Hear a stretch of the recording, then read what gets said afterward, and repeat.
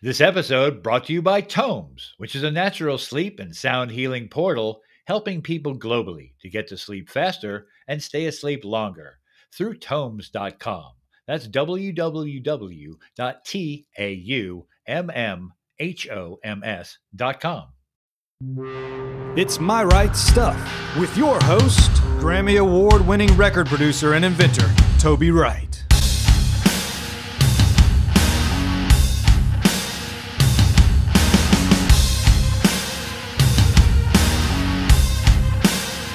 My Right Stuff is brought to you by TAUMMHOMS, a natural sleep and sound healing portal available globally at www.taumms.com. That's www.taummmhoms.com. And I'm your announcer, Grinnin' Barrett. Here's Toby. Hey, I'm Lord Toby Wright, and this is My Right Stuff News.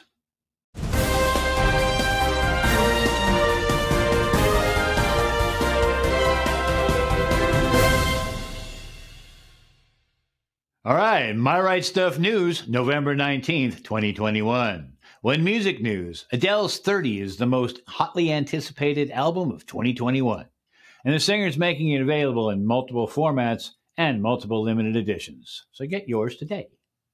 Well, it took 14 years, but Robert Plant and Alison Krauss released a follow-up to their debut record, Raising Sand. The new one's called Raise the Roof, and it's once again produced by T-Bone Burnett. Well, 17-time Grammy Award-winning musician Sting has released The Bridge. The record showcases Sting's prolific and diverse songwriting prowess, with this new set of songs representing styles and genres explored throughout his unrivaled career. Well, Brian Wilson has a new record, At My Piano, which features piano renditions of Beach Boys tunes Wouldn't It Be Nice, In My Room, Don't Worry Baby, California Girls, Surf's Up, Good Vibrations, along with God Only Knows.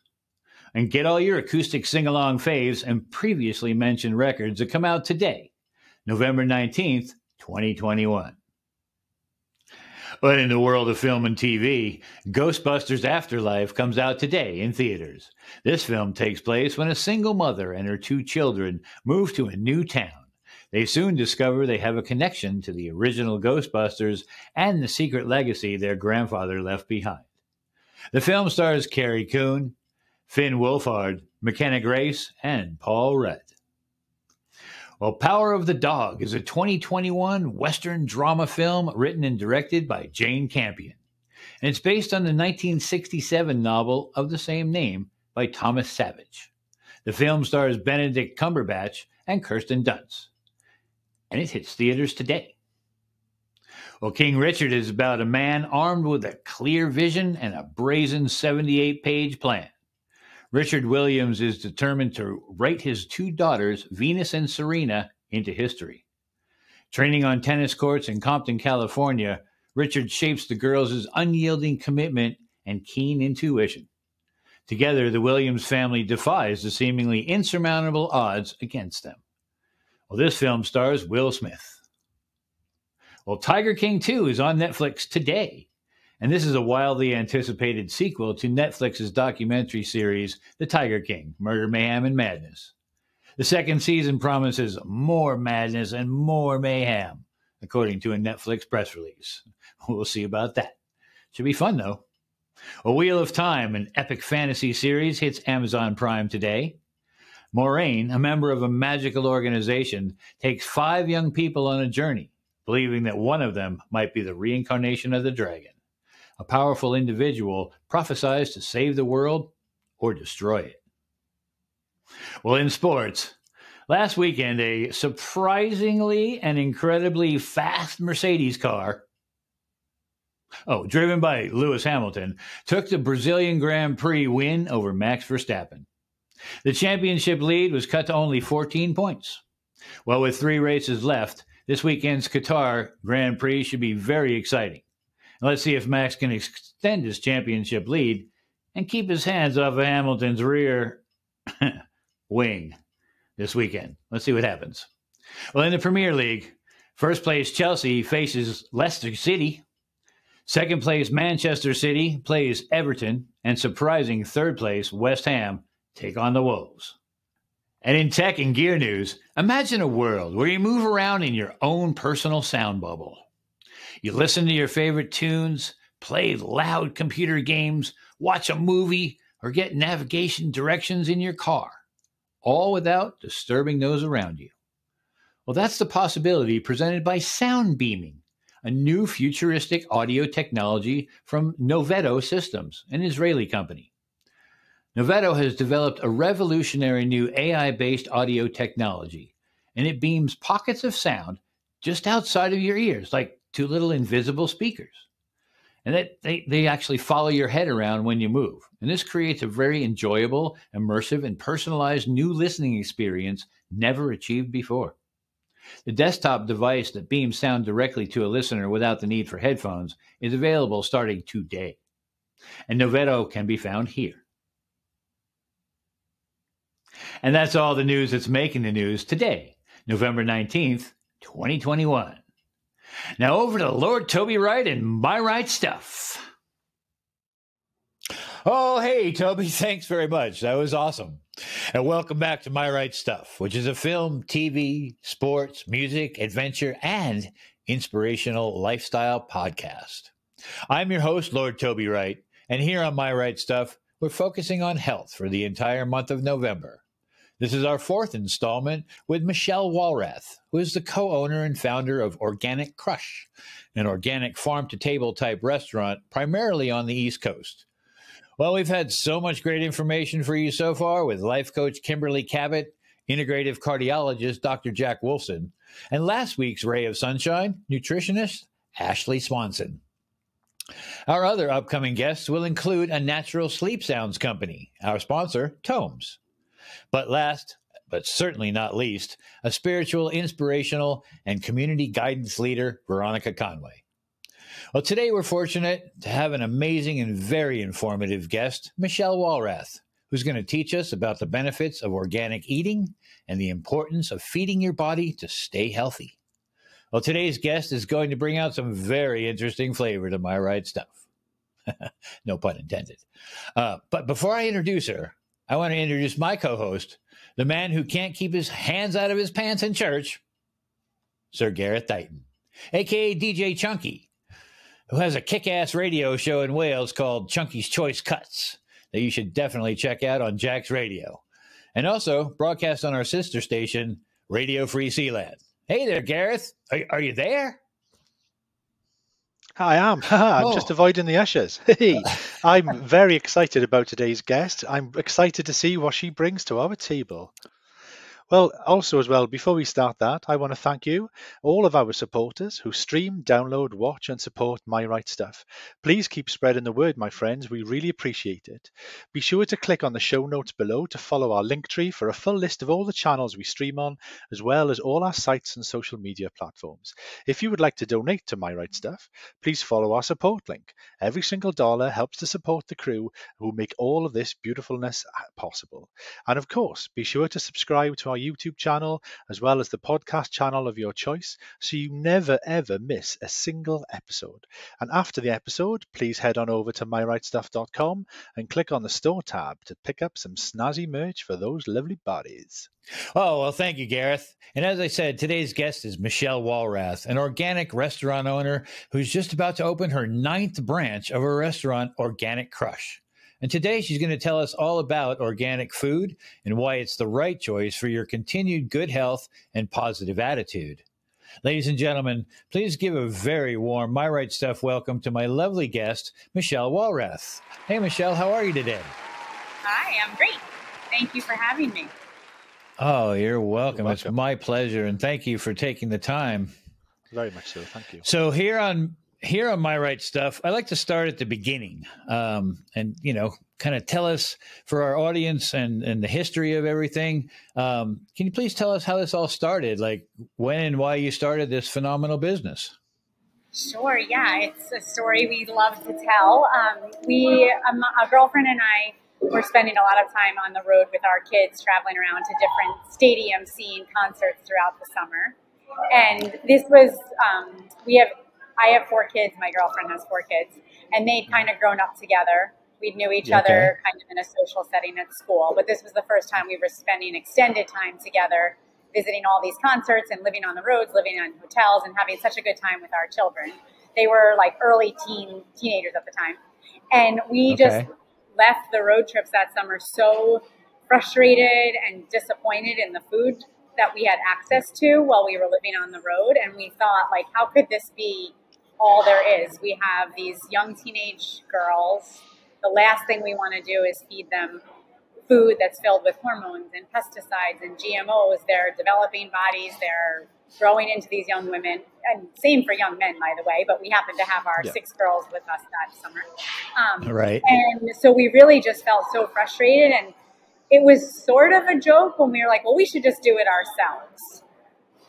And then it was like one of those times where suddenly, within seconds that you weren't really joking. And so that was, I want to say, in August of 2014. And within weeks, we had found an abandoned restaurant, partnered with a chef, started writing the menu.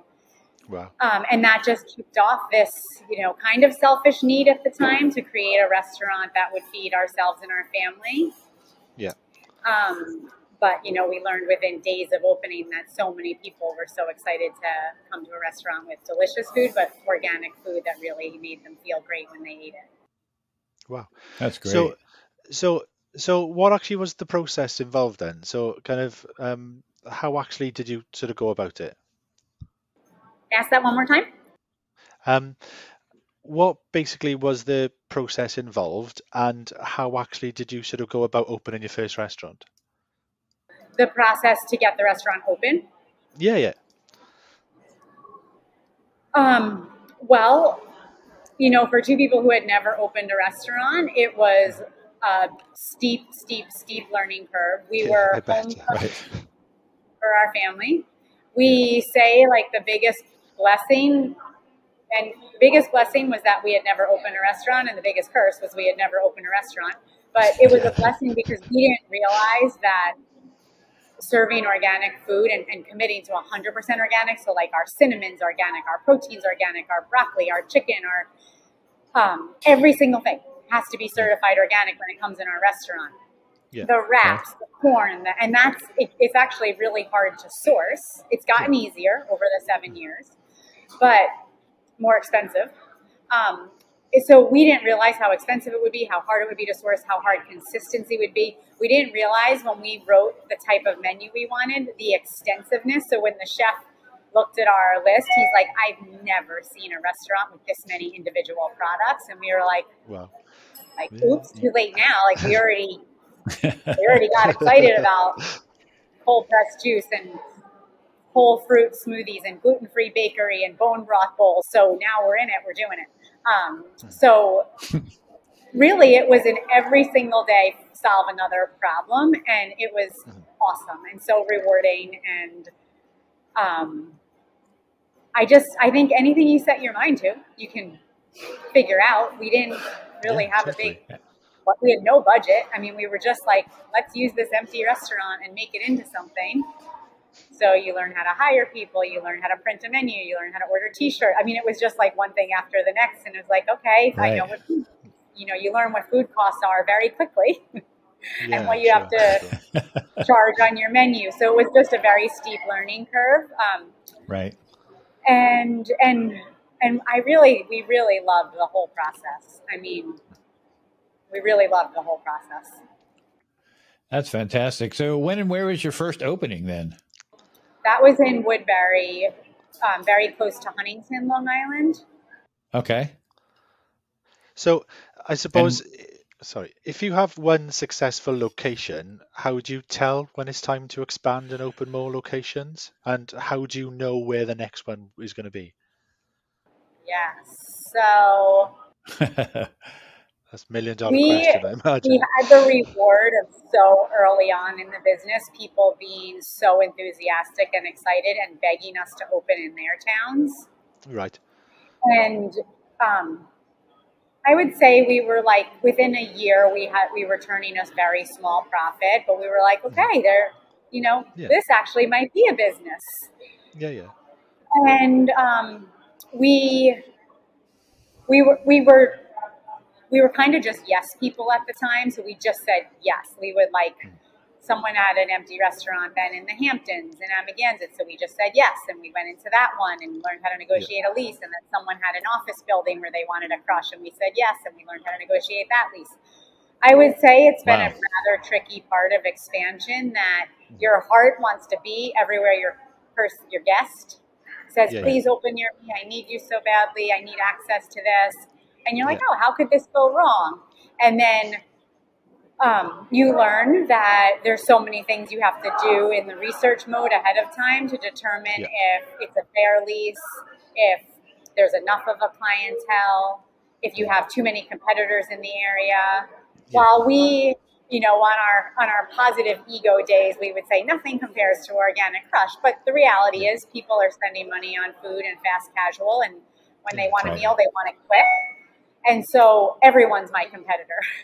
The bagel store is my competitor. The pizza place is my competitor. What we've done really well at is earning the respect of our guest and having a loyal repeat customer who comes back a couple times, at least a week. Some customers are 2 times a day because, if you don't cook, you might as well get a steel cut oatmeal from us in the morning and a grass-fed steak bone broth bowl for dinner, or a wrap for lunch, and a shrimp bowl for. So anyway, we've done really well with that. It has been very tricky with expansion, everything from scaling systems to having nailed the right location, but we're not stopping. That's beautiful. So I understand you have like 9 locations currently.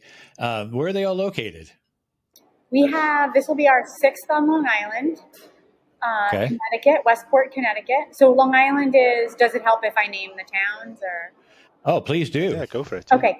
So you can give the address and phone number if you want. That's all easy to find on our app or on our website. Great. Okay. But we have Rockville Center, Roslyn, Plainview, Amagansett, Woodbury. Stony Brook opens in 2 weeks from now, at the very end of November. And then we've got Richmond, Virginia. There's one on the college campus, University of Richmond. That's been really exciting. And then one in Short Pump, Virginia. And then Westport, Connecticut as well. Wow. That's fantastic. That's incredible. It's fun. We do a lot of miles in a day. Yeah, I can imagine. I bet. I can imagine.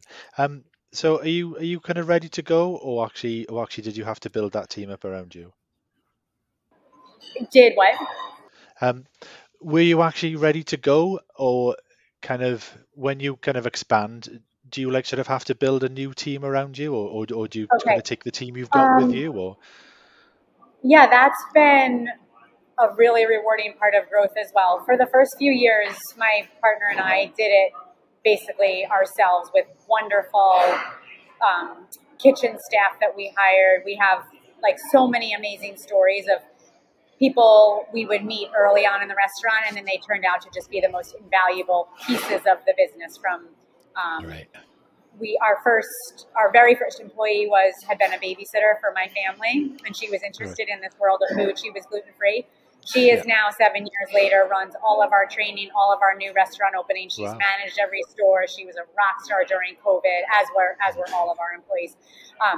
So we have a lot of internal growth. We had a prep cook come on probably about month 3 when we were just in over our heads. And he is now an executive chef of the restaurant. Wow. Yeah, excellent. He brought all his experience. So we've had a lot of great stories. What we did after about 4 years in business, when we were just getting ready to open our 4th, 5th, 6th, and 7th restaurants, we got the great advice to hire some strong expertise in HR, in finance, and operations, because at that point we were still just really winging it. Although, you do learn a lot, but there's also with HR, I mean, there's so many things you have to be so careful with. And with operations, if you want to scale and repeat successfully what you're doing and repeat the product, you have to have experts. So we spent about 18 months really building our team kind of in the midst of our growth. And so we've got this incredibly strong executive team now that came from all over the country and from different restaurants.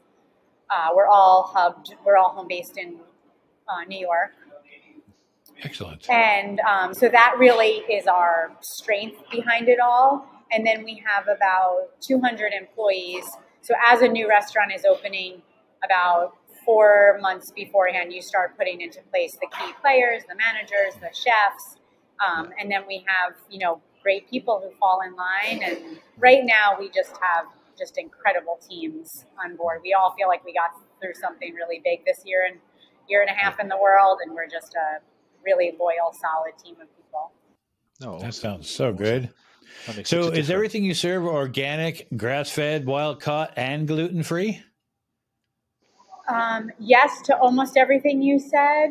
We have a whole wheat wrap on the menu, and that might be and then a oatmeal pancake that uses some regular flour. But you can order pancakes gluten-free, and you can order the wrap gluten-free, no extra charge or anything. But there's choices. But in order to service the most, be the most user-friendly, we have a whole wheat wrap that's really, really pretty popular.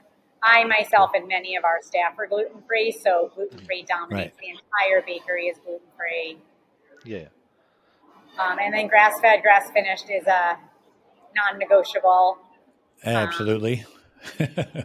Organic certified chicken. We've got a wild sustainable shrimp. We have an organic certified salmon. Excellent.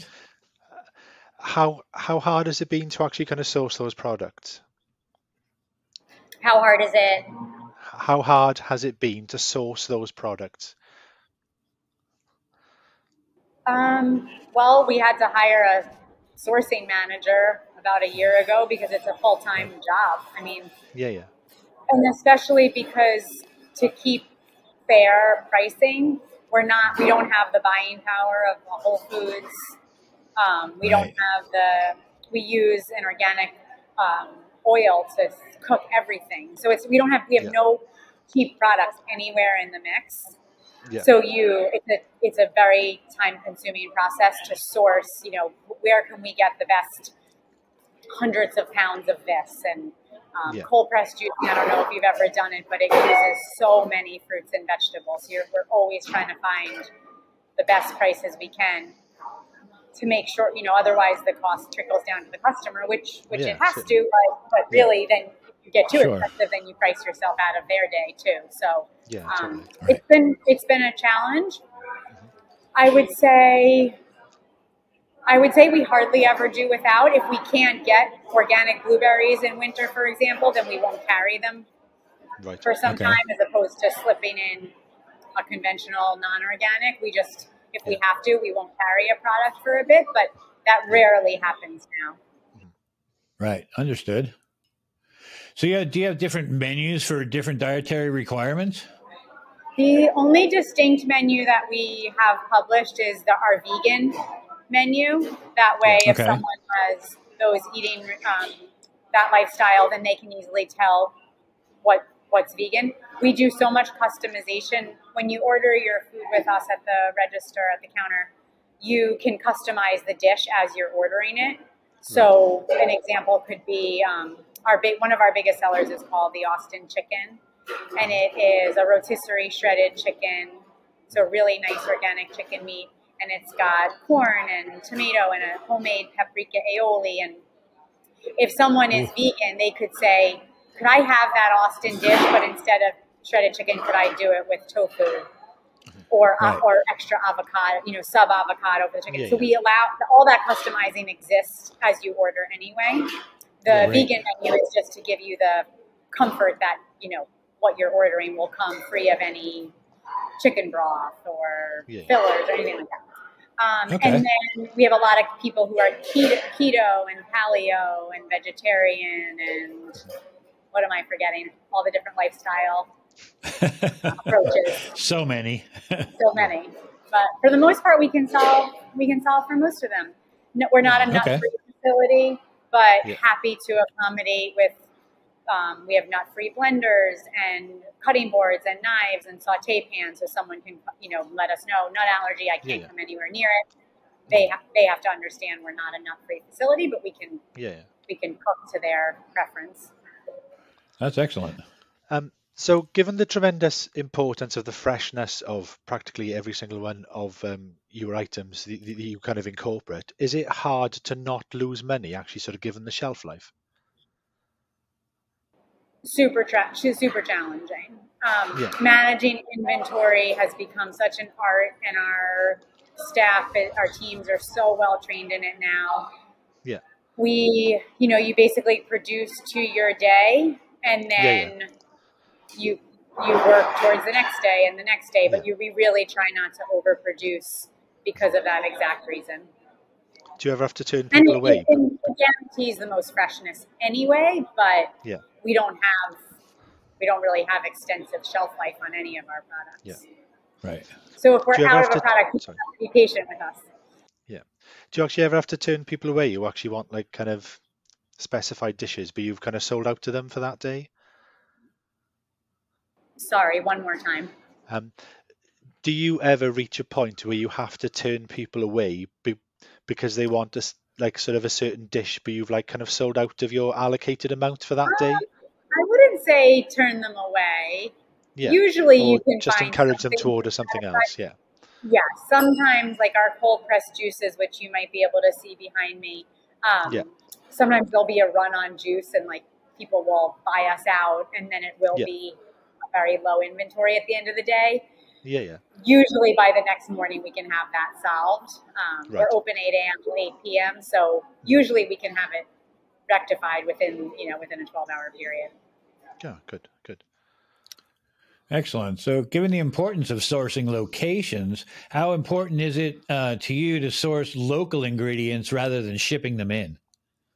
Yeah, that's we in New York, especially in the summer and fall months, it's much more accessible. Yeah. Okay. We opened our first fine dining restaurant this summer in Montauk, and that was all organic. And we had a big focus on local because when you're on Long Island in the summer, the access to local farms is great. The effort, I would say, it's definitely an intense process. You have to work individually with farms as opposed to working with that one big vendor who gets everything for you. But the reward is so worth it. With Organic Krush Restaurants, our vendors source very local in the seasonal months, and then otherwise we are dependent for organic certification to go, outside of the New York area. Awesome. You just definitely mentioned... on like the list of wish list to have more and more farm relationships, have our own farm one day.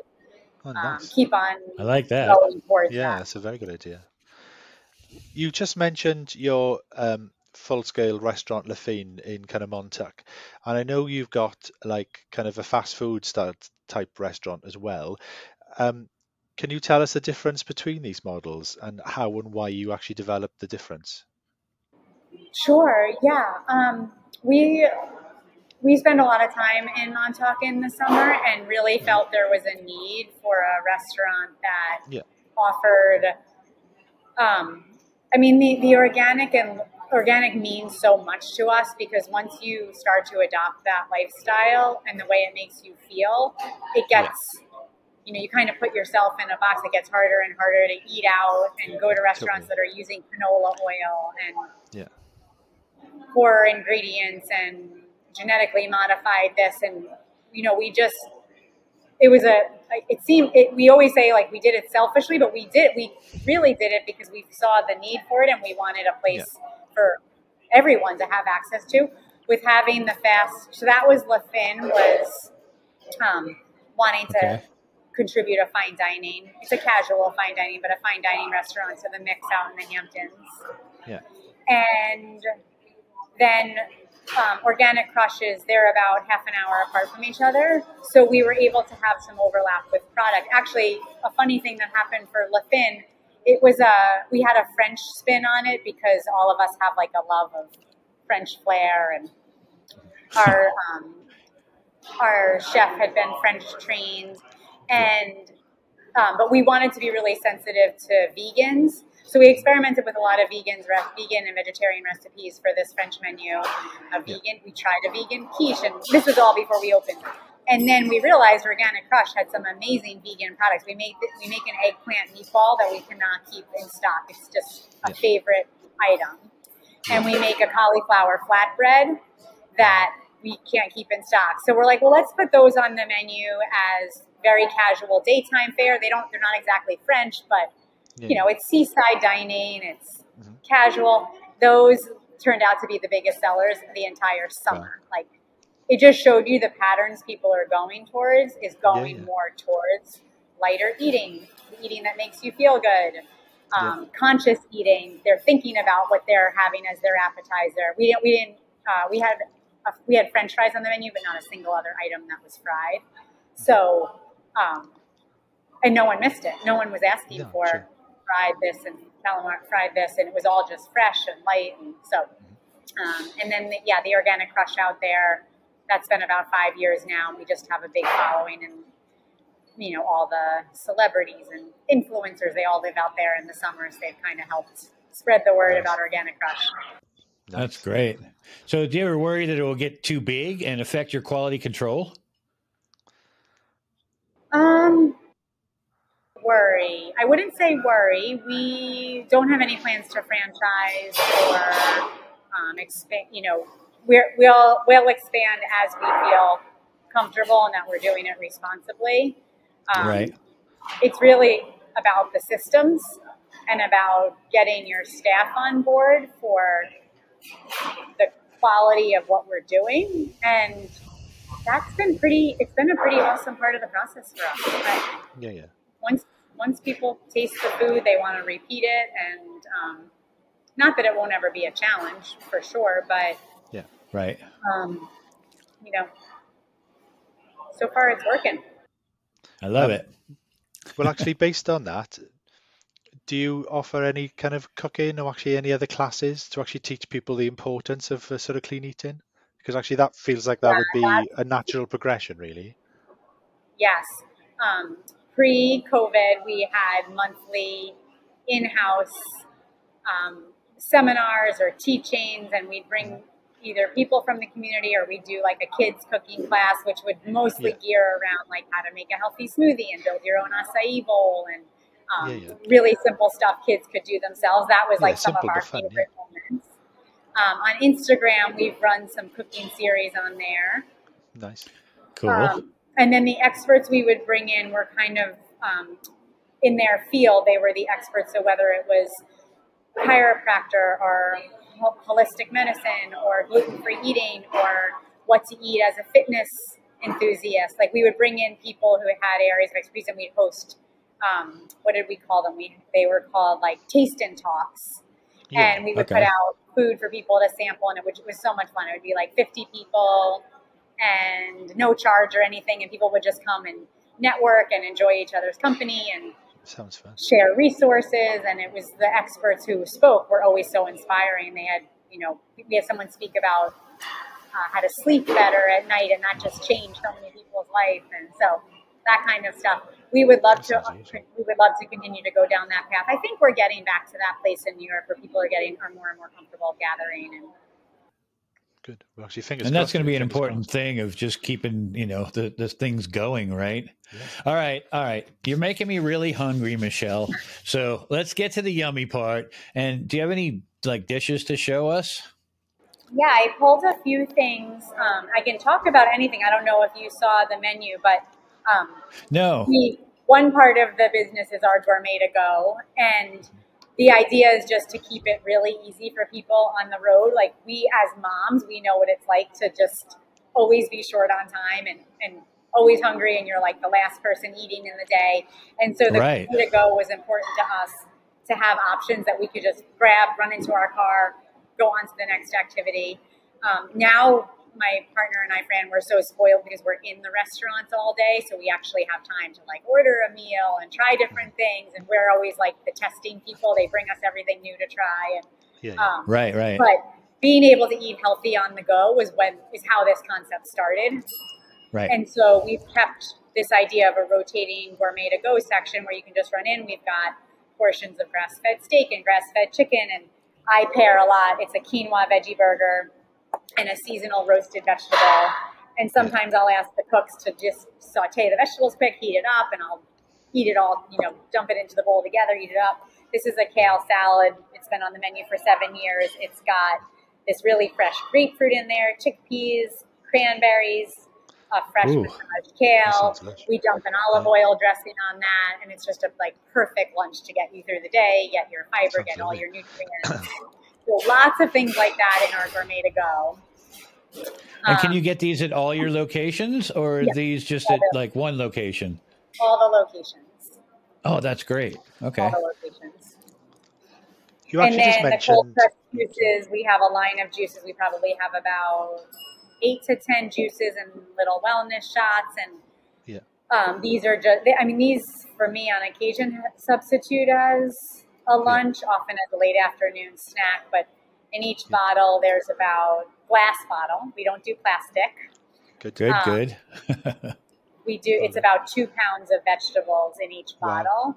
So it's interesting what a buzz it can give you because you're getting so much vitamin C, carrots, orange, ginger, all in one dose that they're just such a powerful way to get all your nutrients in. And if you're feeling run down, if you just, if you need a boost, if you just want to know that you covered all your bases for the day, these juices are incredible for that. Okay. You mentioned earlier about actually the chefs actually bringing sort of new things out for you to test. How often are you creating new items for your menu? Is it seasonal? Is it rolling, or does it depend on the products you actually can get? We at least twice a year we do a chef special rollover. Every single day we've got one special. So the example now, it's the fall. We just switched last week to our fall seasonal specials. There's cauliflower rice on Mondays. I'm reading the board. Nachos on Tuesdays. A winter stir fry with all winter vegetables. Cauliflower pizza Thursday. Eggplant meatballs Friday. And a skillet breakfast hash and huevos rancheros Saturday, Sunday. So that testing kind of goes on all year where we're trying dishes and testing things out. But at least twice a year we do a menu, hang new menu boards and advertise new items. We always have a standard menu that must have upward of, as this goes back to the beginning, it was a blessing and a curse to have no idea what we were doing. We've got a massive menu. We've got at least 8 or 10 breakfast items, from pancakes to frittatas to breakfast wraps to oatmeal,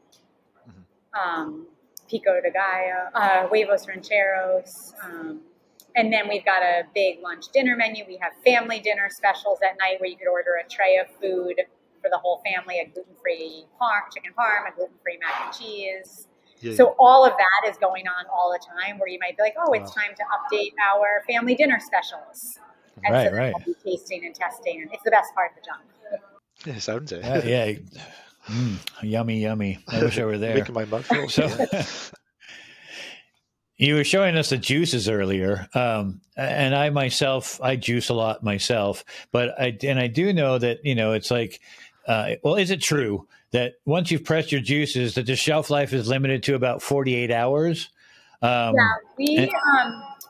press a lot at home too. I tend to drink them really fast at home. We bottle these with no oxygen at the top. So these have a 4-day shelf life.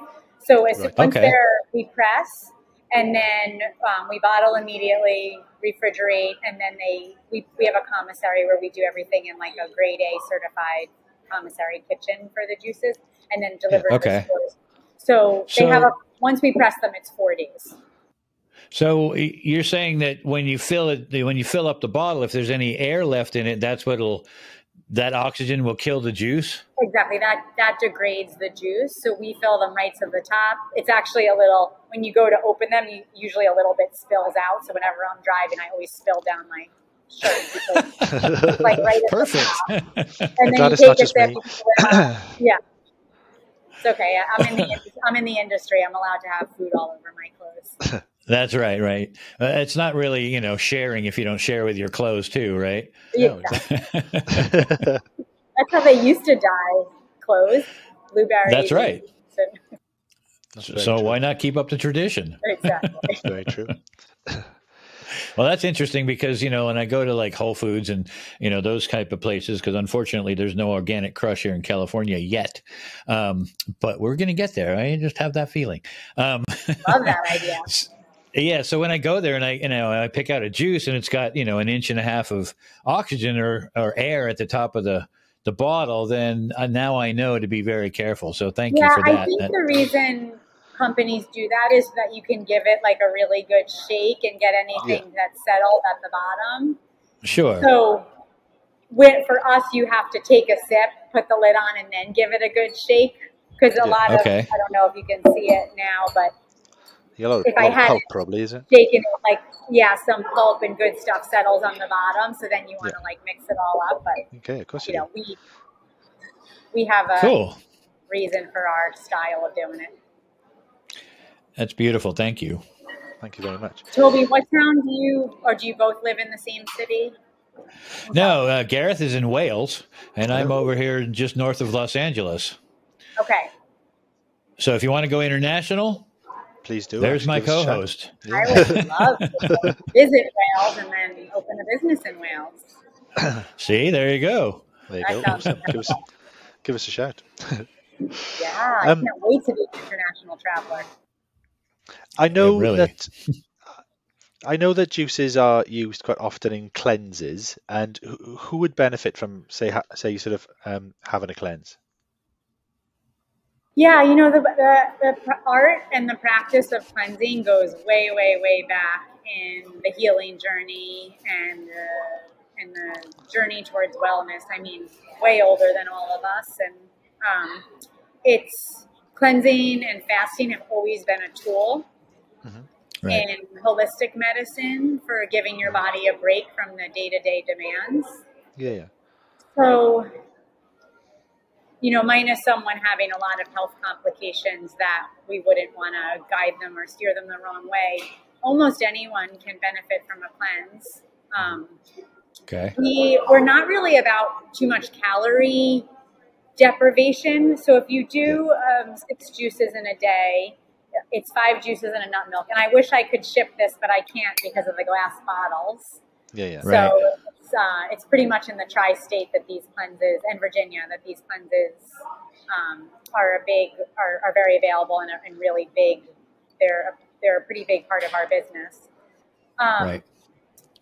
You probably get 1,000 calories a day, and we provide a small vegan meal. The way, besides helping with a little weight loss, which everyone likes to feel that when they cleanse, the real goal is to flood your system with so many nutrients. Yeah. We, in our study of cellular biology and science, every 3 days the cells in your gut turn over, which gives you, as a human, a chance every 3 days to do something great for yourself. So that's why it's like health can start at any minute in the day. Like you could make a bad choice and then an hour later you could make a great choice, and the whole cell turnover process has started. And cell turnover is a huge field of study for anti-aging and anti-disease. So cleansing offers that, we can't all go on a retreat and off to the woods or the mountains or the sea and check out for 3 days. So cleansing as in a juice cleanse style lets you carry on with life, but you give your body and your digestive system the break. So you're not having to digest heavy proteins and heavy fats and carbohydrates. You're really just getting to a very pure form of food, very high mineral dose. So it's not easy to do, but by day 3, you really feel like a revived new person because you put in, 2 pounds in each bottle times 6 bottles in the day. So 12 pounds of fruit and vegetables times 3 days. Suddenly you really flooded your system with so many nutrients. It's why organic matters so much, because if you're going to put a juice in your body, like a concentrated form of a vegetable, if there were pesticides on that, then you've also concentrated the pesticides. So it's so important to do organic cleansing. It's like a kickstart then for your system, really.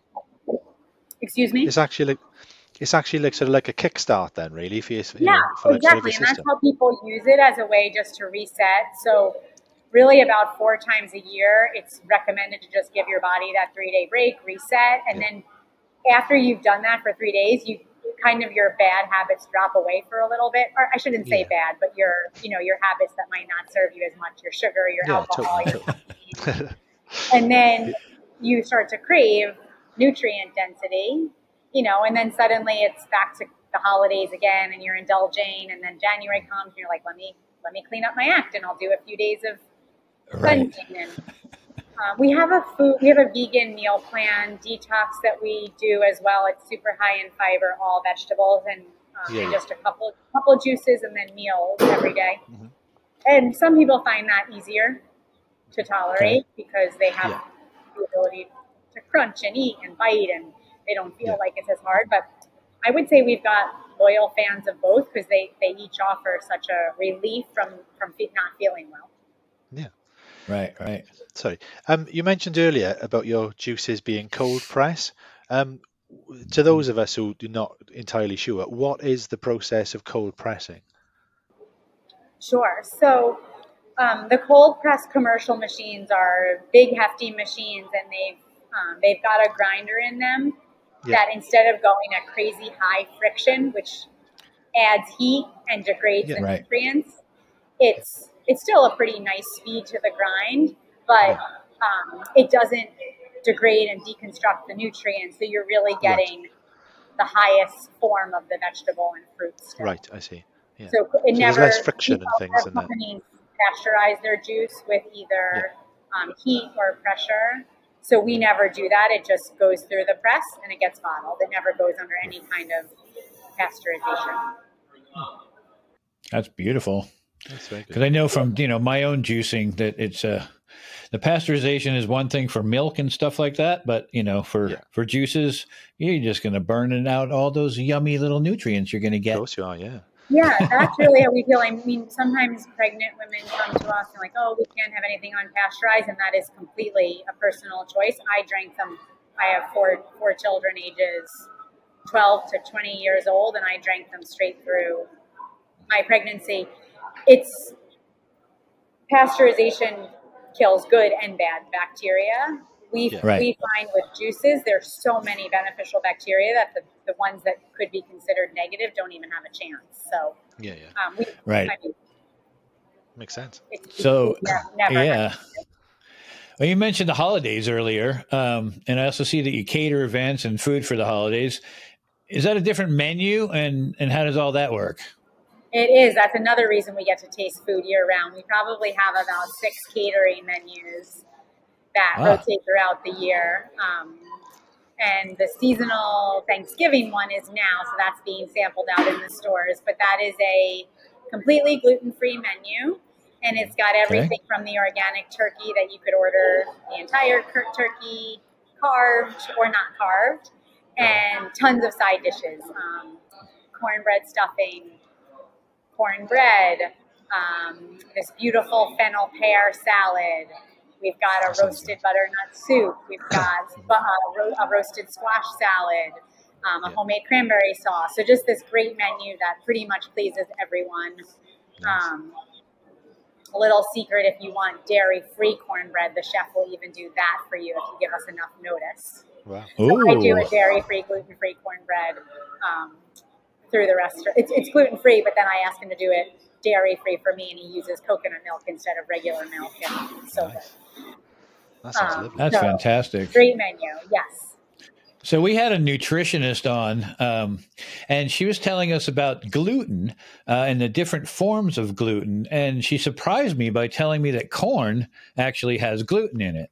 So, because I'm over here, I'm trying to eat gluten-free, and, I got my corn tortilla because I want to make some tacos, and then I realized that, maybe this has gluten in it. How can that be? I mean, I get really confused. So can you help me? And I'm not the expert on that because many celiac people who can't eat wheat flour can eat a corn tortilla, myself included. Gluten is a protein, is my understanding. So that can show up in all different types of greens. But it's the wheat gluten protein that's the one that celiac people tend to have the most hard time with. I've noticed as being, I'm gluten intolerant on my blood charts, not diagnosed celiac, but I notice a lot of grains just don't make me feel, they just make me feel lethargic. Yeah, you and me both. Yeah, so I actually do stay away from too much corn, but you know, that's everyone has to kind of figure out for themselves what they can tolerate. I definitely know people when they're testing for allergies and need to go on a gluten-free eating, the doctor will ask them to stay away from all those grains, including even rice, just while they're figuring out what's aggravating the system. So it's a little bit of it's a little homework for people who don't feel well. They have to figure out what are the triggers and what does work and what doesn't. And it's actually the process of like sort of elimination as well sometimes, isn't it? Yeah, which is so important. If you have any kind of chronic illness or inflammation, I know it probably seems painful for people to have to deal with their food and eliminate things, but it's just dramatic in someone's health if they can figure out what their unique triggers are.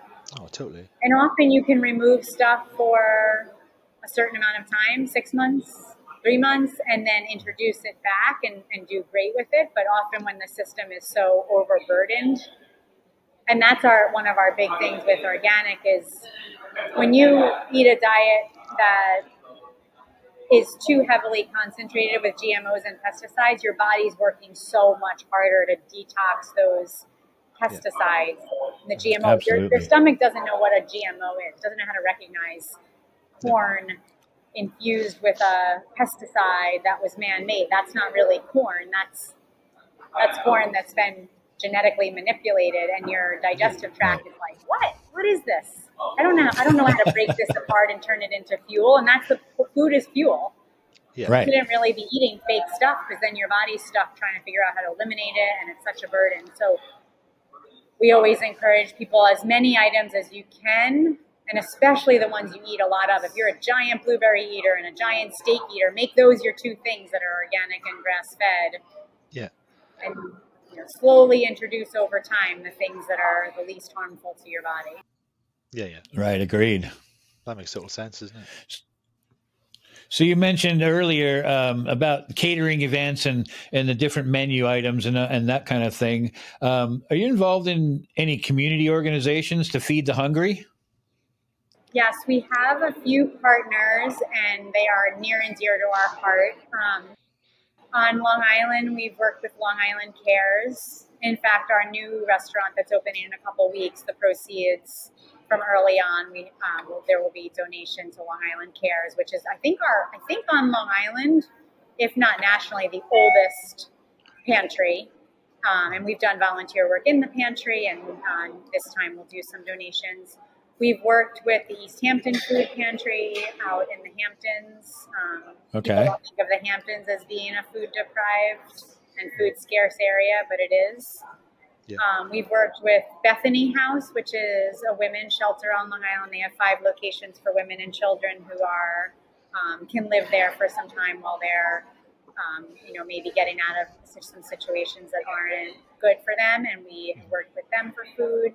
And then a really special one this last year when we opened our Connecticut restaurant, we met 2 moms who had started a organization called Filling in the Blanks.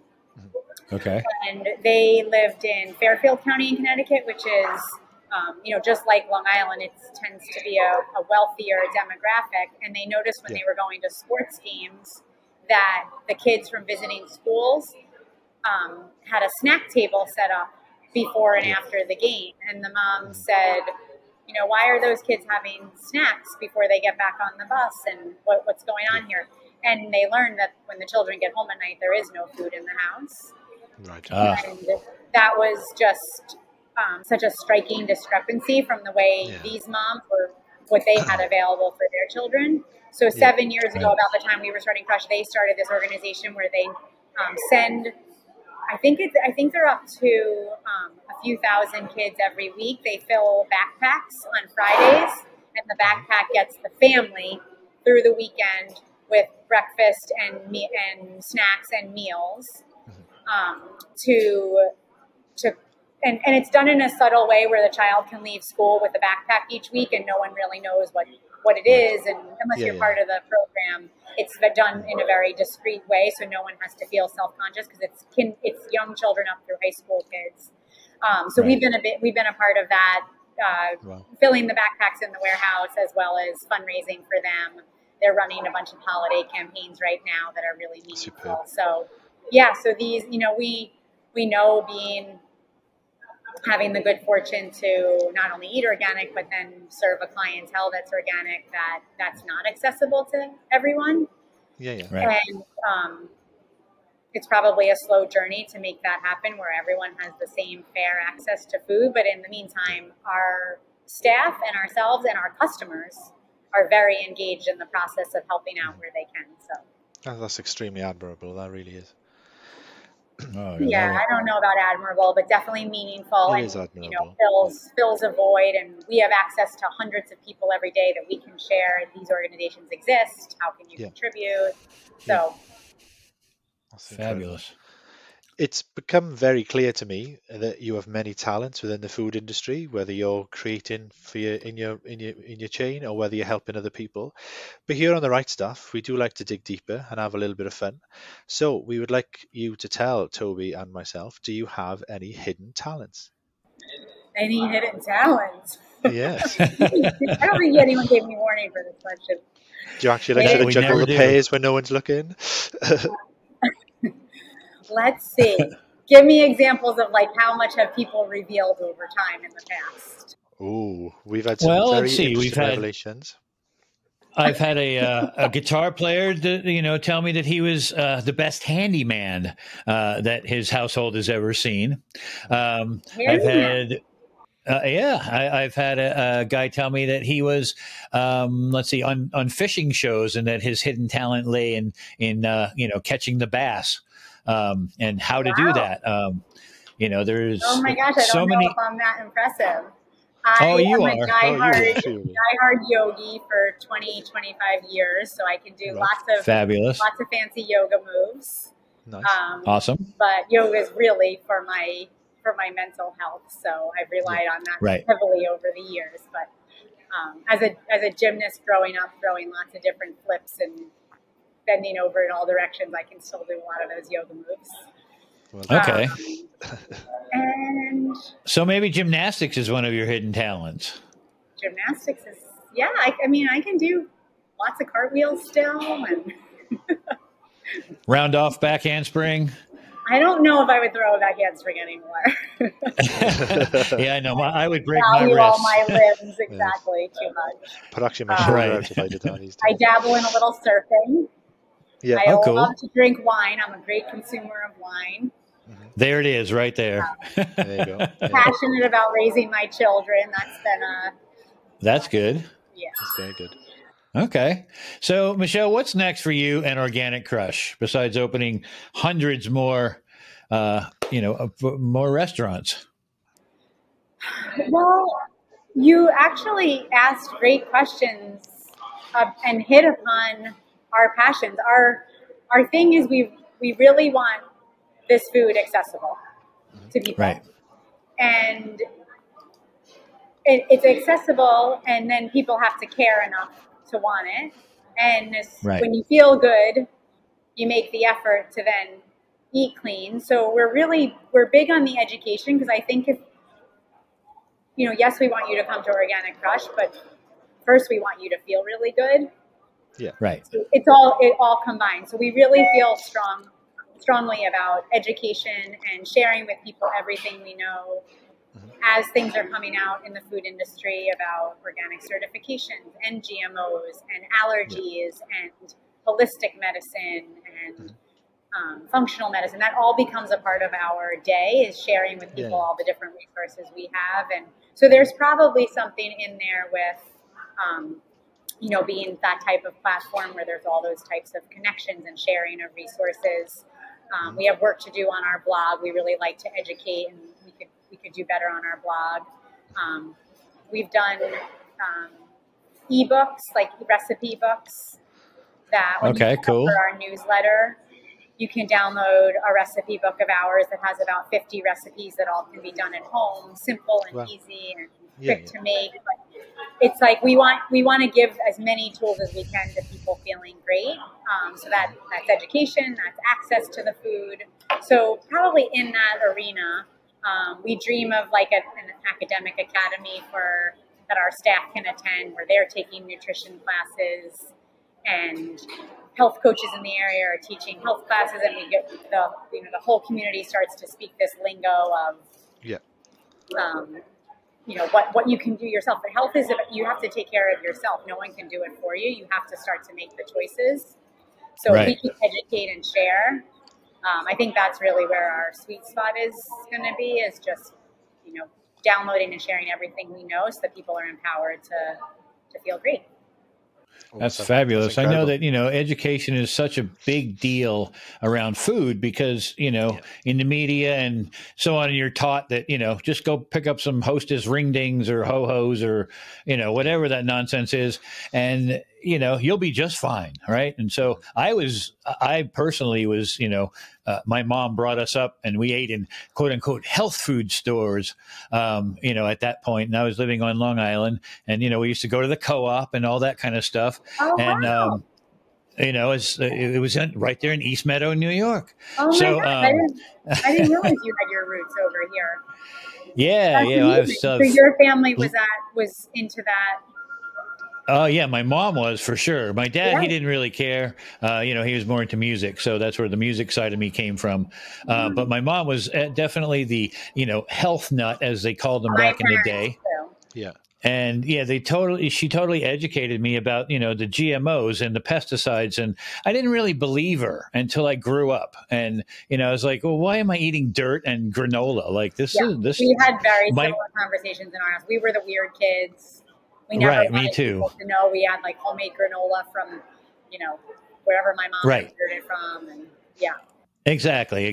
When your friends were eating Kellogg's Rice Krispies and cornflakes and Cheerios and all that stuff. Exactly. Now I'm so grateful. So, I'm so grateful as well. I think it's really helped me in my eating choices. And, I think that it's fabulous that, the education is what I really think that the public needs to glom onto. And I'm very, very happy to know that you guys are doing your part in the educational field.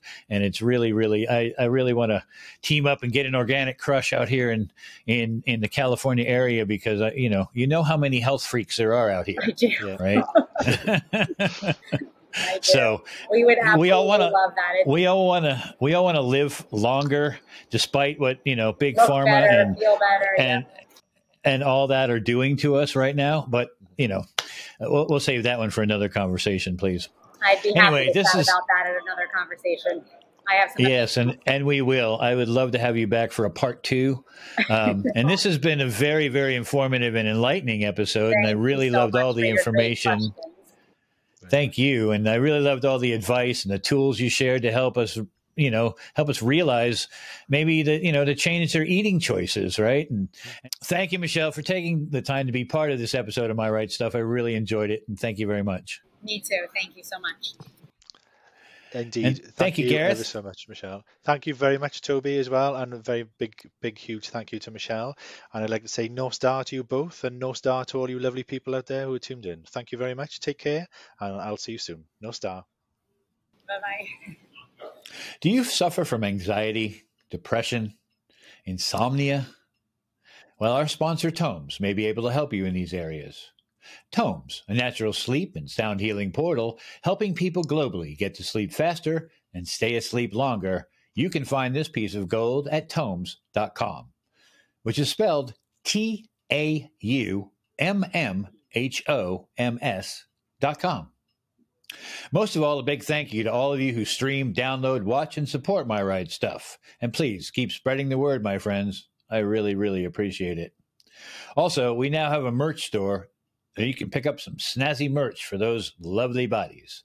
Go to myrightstuff.com and click on the store tab. And don't forget to tag us in any photos with our merch so we can include you in an episode. Please remember to subscribe on YouTube so you never miss an episode. I also hear it gives you 10 years good luck. That true? I guess we'll find out. Ring that bell. Well, this has been another exciting episode of My Right Stuff. Be sure to tune in next week and every week for yet another adventurous and informative show. I'm your host, Lord Toby Wright. And remember to listen loud, play hard, and keep reaching for your dreams. Good night. Thank you for watching My Right Stuff. This episode was brought to you by TAUMMHOMS, a natural sleep and sound healing portal available globally at www.taumms.com. That's www.taummmhoms.com.